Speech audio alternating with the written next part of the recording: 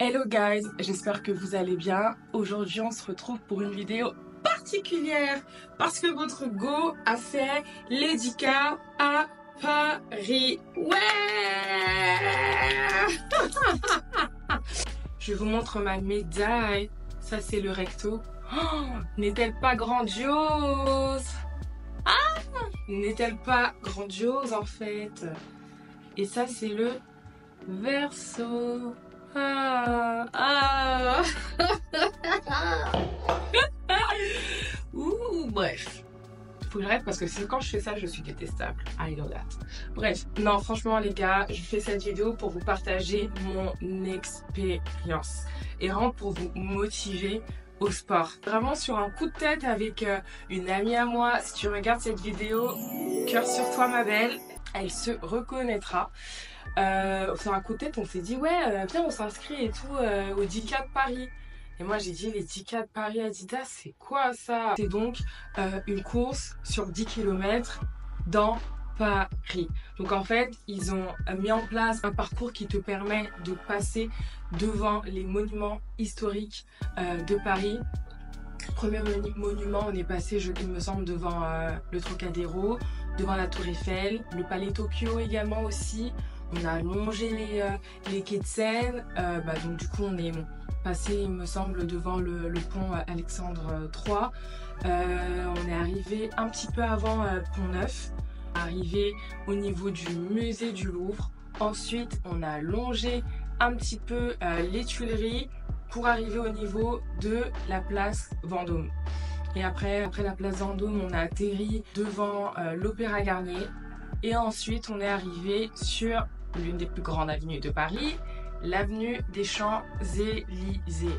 Et franchement, c'était une belle course dans le sens où il y a rien de plus beau en fait de faire du sport, en tout cas pour ma part, avec des paysages vraiment magnifiques. Il faisait beau, il y avait du soleil, il ne pleuvait pas, il ne faisait absolument pas trop chaud, donc ça c'était vraiment trop cool parce que moi quand je me suis inscrite, une de mes hantises, c'était la canicule.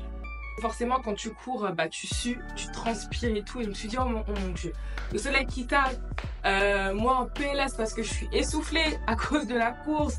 Et puis, non. Là, franchement, honnêtement, je pense qu'on m'aurait perdu pendant la course.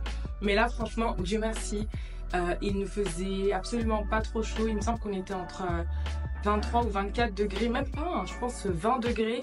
Donc en soi, ça allait. Franchement, ça allait au niveau de la température. C'était vraiment, je sais pas comment expliquer. Franchement, c'était trop bien. Je me suis mise honnêtement à courir qu'au mois d'avril, voire mars, fin mars, avril. Et la première fois que j'ai couru justement en intégrant un club de running à Paris. Il y en a plein qui se sont développés, franchement je ne connaissais pas, mais c'est vraiment trop bien. Et du coup avec ce club de running, on a couru vers le château de Vincennes. Donc c'était vraiment parfait pour moi, parce que déjà on était beaucoup, et le fait de courir aussi en collectif, ça te motive énormément. Parce que déjà t'es sur un parcours que tu ne connais pas, t'as pas envie de finir dernier, de perdre aussi le groupe, t'as envie de rester dans cette bonne dynamique, etc., de ne pas lâcher. Et aussi pendant la course, on se motive et c'est beaucoup plus facile du coup d'être entouré quand on réalise même un sport, parce que entre vous, vous allez vous motiver, et il y a cette solidarité que j'aime énormément. Donc voilà. Cette première course, je me suis dit, ah ouais Aurélia, tu n'as vraiment pas pris pour rien ton dossard. Vraiment. Tu n'as vraiment pas pris pour rien ton dossard. Ça en valait vraiment la peine. Parce que quand j'ai fini cette course, CF, le vlog que j'ai tourné, je sais plus quand là, le sentiment que j'avais à la fin, mais c'était un sentiment inexplicable, hein. J'étais en mode, ah ouais, je suis inarrêtable. En fait, ouais, le running, c'est clairement pour moi. C'est tellement en fait un sport. Parce qu'en fait, quand tu cours, tu vois, ça travaille tellement ton mental, dans le sens où des fois, vas-y, tu vas avoir une douleur au niveau, je sais pas moi, du mollet, au niveau de la cuisse, peut-être au niveau du dos, peut-être que tu auras un point de côté, etc. Mais ça te pousse en fait dans tes retranchements. Mais comme tout est dans la cabeza, tout est dans la cabeza en fait, vraiment tout est dans la tête. vraiment, tu blindes ton moral, tu te tailles justement un moral d'acier pour en fait arriver à la fin de cette course. Et donc du coup, quand j'ai fait cette course avec le club de running, ça m'a vraiment aidé, tu vois. Donc après, bon, par la suite, j'ai pas trop couru parce que du coup, bah, j'avais pas forcément l'occasion. Mais, parce qu'il y a un mais, ce que je faisais, c'est que j'allais beaucoup justement à la salle de sport. J'allais à la salle de sport et ça a tellement en fait créé en moi une forme de discipline, mais vraiment une forme de discipline qui m'a vraiment fait permise, tu vois, quand je faisais des exos, parce que je travaille justement pour construire mon fessier, mes abdos, mon dos aussi, c'est important de travailler le haut du corps, les bras également. La salle de sport m'a vraiment aidé à travailler, je dirais, mon endurance, tu vois. Dans le fait de pouvoir justement réaliser plusieurs séries, de ne pas lâcher, de me tenir vraiment au nombre de répétitions que je me suis vraiment fixée en fait, tu vois, et de pouvoir le faire. Ça a permis aussi beaucoup de travailler ma discipline, c'est-à-dire que quand je me disais que je devais aller à la salle de sport tel et tel jour, j'y allais. Et même si j'y allais pas, j'y allais le surlendemain. Mais dans tous les cas, je me disais quand même, tu vas 2-3 fois à la salle de sport par semaine. Donc franchement, c'est ça qui est bien et ça a développé vraiment mon mental dans le fait de toujours aller en fait à la salle de sport, tu vois, et de ne rien lâcher, même si c'est dur. Et que parfois, tu traînes des pieds en fait. Parfois, tu traînes des pieds, t'es en mode like, c'est fatigant en fait. Toute ma vie, vais-je devoir aller à la salle de sport pour maintenir mon corps? Oh là là, et c'est fatigant. I was exhausted, vraiment. J'étais trop fatiguée, trop épuisée, mais j'ai pas lâché, tu vois. Donc c'est vrai que honnêtement pour cette course, j'ai pas vraiment bossé ma performance parce qu'en soi si je me serais entraînée énormément, j'aurais pu faire justement un autre score, tu vois. Mais moi ce que je voulais vraiment, mon objectif pour cette course-là, c'était d'achever la course sans m'arrêter. Pendant la course justement, donc ça faisait peut-être 3 semaines, j'avais pas du tout couru. Mais je continuais à aller à la salle de sport, donc en soi, mon mindset, il était déjà blindé. J'avais déjà en fait un mental d'acier. J'étais en mode, ma belle, tu ne t'arrêtes pas. Tu ne t'arrêtes pas, tu ne t'arrêtes pas. En plus, je me suis dit, bon, je crois qu'on était peut-être 50 000 personnes à courir, tu vois. Donc il faut savoir que forcément, on ne part pas en même temps, il y a plusieurs sas. Moi, j'avais choisi le sas de 1h05 et plus. Bon, dans l'idéal, je me suis dit, bon, tu fais 1h05, tu vois. Mais j'ai fait un peu plus et tout. Mais je suis trop fière de moi parce que j'ai couru justement 1h11 avec une allure à 6,47. Enfin, j'étais trop contente et tellement fière de moi.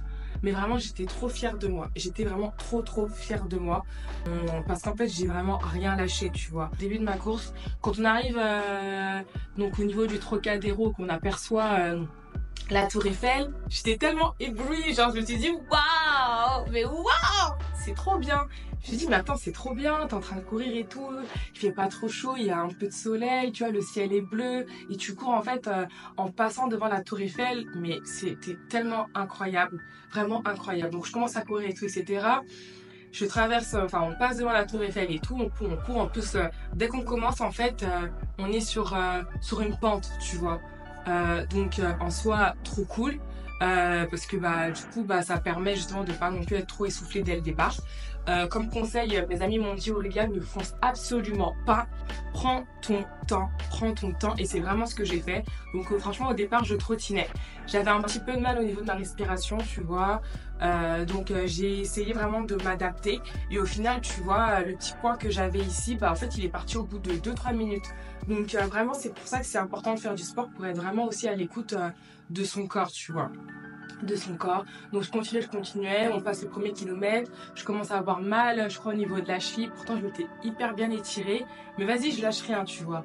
On a aussi nos petits dénivelés, nos petites pentes en fait, tu vois, et là ça commence vraiment à être de plus en plus dur, mais franchement je lâche rien. Je ne lâche rien, je me dis que vas-y Aurélia, tu peux le faire, vraiment, ne t'arrête pas. Vraiment, ne t'arrête pas, t'as fait vraiment t'as pris en fait ton dossard tout simplement pour aller jusqu'au bout en fait, tu vois. Et donc au final, franchement, je t'avoue très honnêtement, pendant ma course, honnêtement, je trottinais pas mal. Je trottinais pas mal parce que mon corps était trop fatigué, tu vois. Parce que remember que votre go en fait, c'est pas trop bien entraîné en fait. Franchement, là, je sais que pour les prochains 10K, mais je vais m'entraîner fort, hein. Non, non, à base de 3-4 running par mois, hein. Parce que c'est pas possible, hein. Je peux pas en faire plus parce que je fais la salle de sport, c'est bon, ça me saoule déjà. Mais franchement, non, non, non. Non, mais non, non, non, non, non, non. Donc ouais, franchement, j'avais une bonne allure. Donc parfois, en fait, j'accélérais, parfois je décélérais, parfois j'accélérais, parfois je décélérais, puis il y avait des moments où je trottinais, quoi. En tout cas, quand il y avait des dénivelés, il y a des personnes qui accéléraient, moi je pouvais pas accélérer. Franchement, là, mon corps il était en mode, ah non, fais ce que tu peux, ma belle.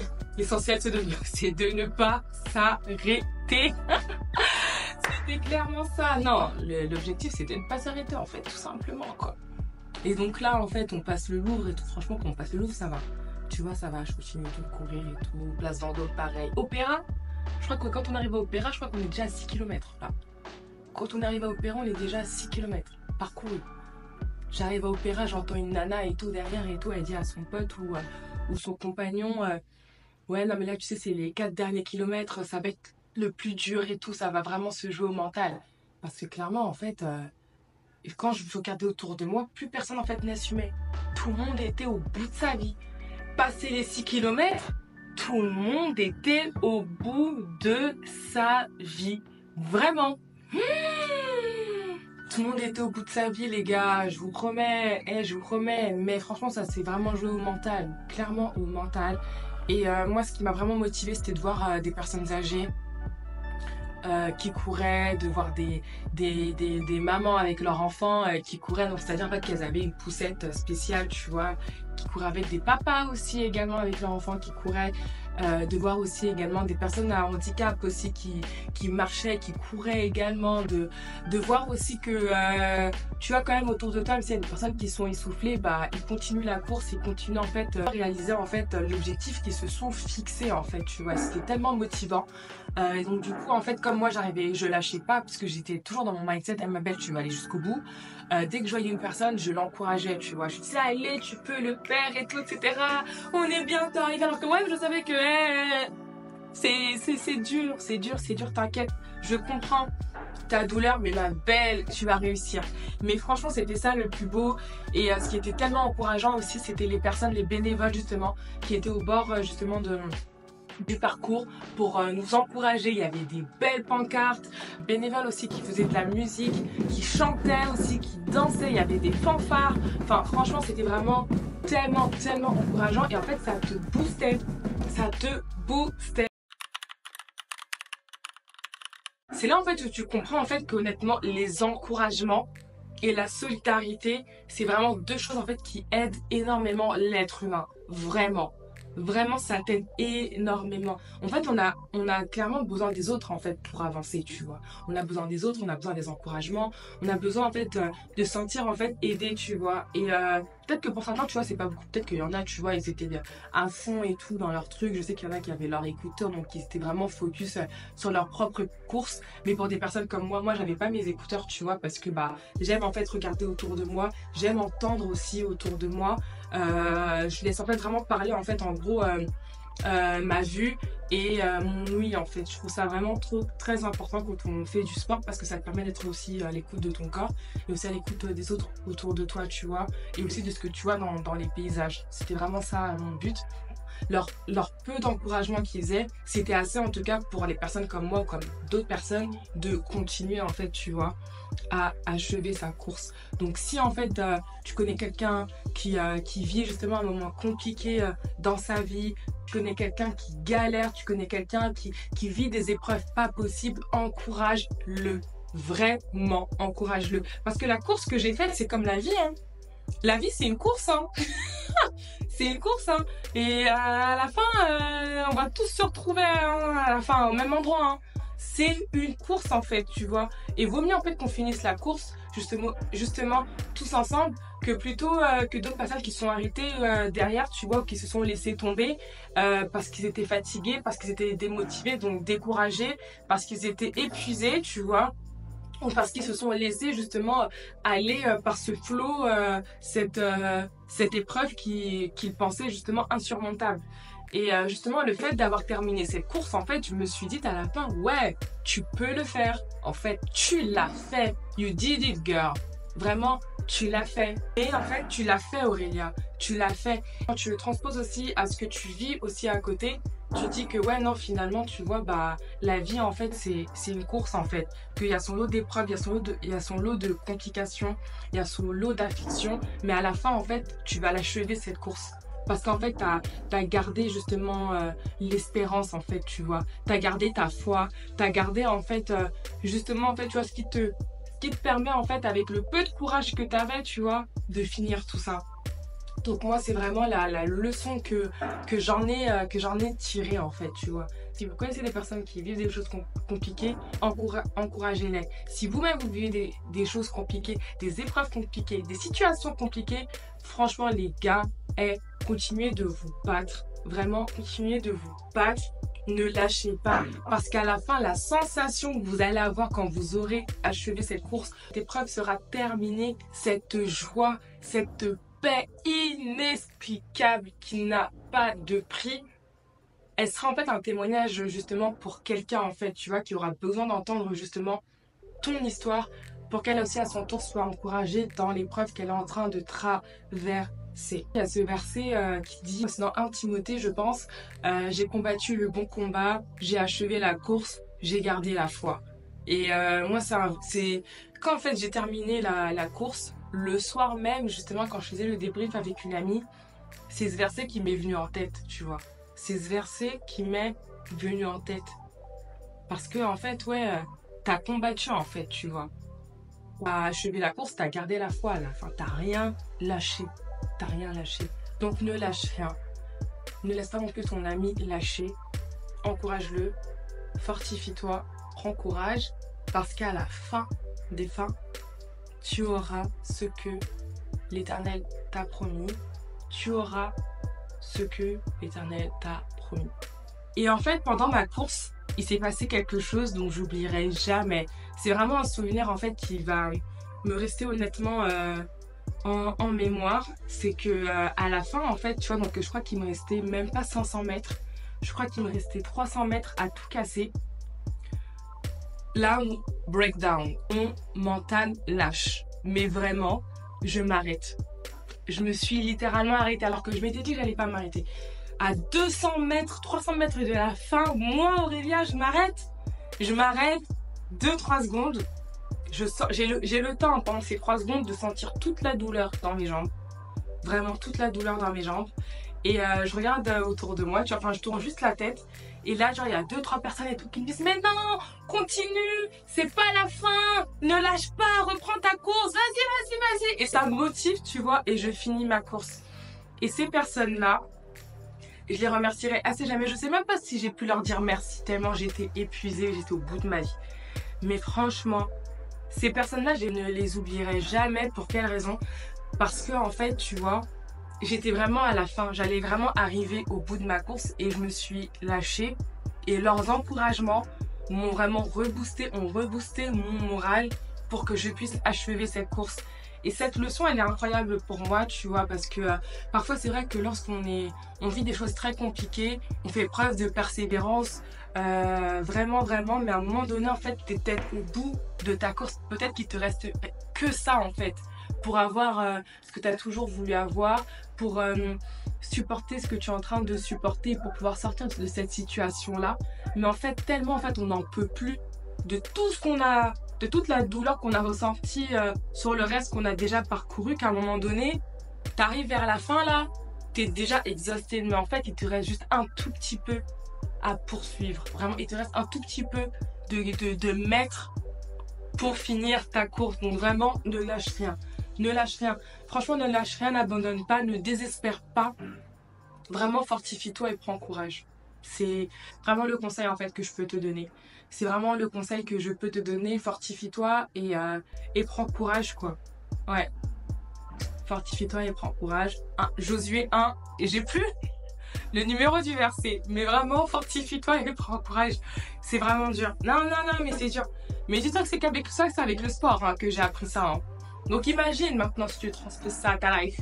Non, vraiment, honnêtement, fortifie-toi et prends courage. Néglige pas non plus, tu sais, les personnes qui sont autour de toi. Après, bien sûr, il est important d'avoir un entourage sain. C'est très important d'avoir un entourage sain. Mais ne néglige pas non plus les personnes qui sont autour de toi, qui peuvent aussi t'aider, en tout cas t'encourager et à ce que tu ne lâches rien en fait, qui vont peut-être t'aider à te remotiver, à ce que tu puisses remonter en selle, tu vois, et ouais, et achever en fait cette course. Parce que franchement, c'est vrai, hein, la vie, elle est remplie de difficultés, c'est vrai, mais dans la vie aussi, il y a de très très belles choses à vivre. Il y a vraiment de très très très belles choses à vivre. La vie est remplie aussi de très très belles surprises. Et j'espère pour toi en tout cas que justement tu verras ces belles surprises et que tu pourras surtout en jouir, en profiter vraiment. En profiter. Donc voilà, c'est tout pour moi. Je vous rends encore ma médaille. Bref, anyways. En tout cas, on se retrouve au prochain Dika.